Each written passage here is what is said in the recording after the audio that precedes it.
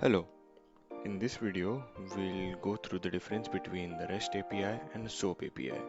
We will be covering topics like brief description about the two types of APIs, the request and response structure of these two type of APIs, the advantages and disadvantages of both the type of APIs, and finally which tools can be used to test these APIs.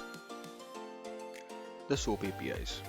The SOAP APIs are based on SOAP protocol or Simple Object Access Protocol. The SOAP protocol is a set of rules using which the messages are exchanged between computers. It was released by Microsoft in the year 2000.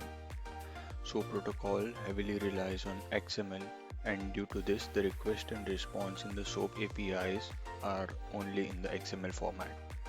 Usually, when an application is using SOAP APIs, a WSDL file is used to get the details of all the APIs which are being used by the application. We will now have a look at the basic structure of SOAP request and response messages and the WSDL file. In SOAP protocol, the request and response messages are enclosed in the XML envelopes. These messages inside the envelopes are divided into a header section and a body section. The header section contains information like encoding style of a message and authentication required for API, whereas the body section contains the actual message which is to be transferred. The WSDL file contains important definitions which are used for web services.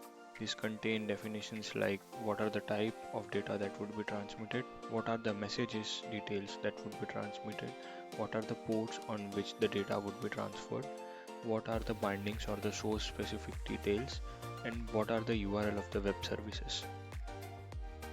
Now let's have a look at REST APIs. The REST APIs are based on representational state transfer architectural styles. In these APIs, the request and response are managed using HTTP protocols, and the data to be accessed are treated like resources. These resources are accessed using different methods like post method, get method, put method, and delete method. Together, these operations are known as CRUD operations. In the next video, we will have a detailed look about these CRUD operations.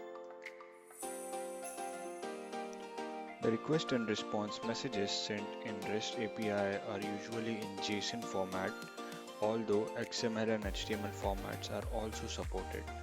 The request messages are sent to the server using the URL of the resource along with any one of the CRUD operations which are required.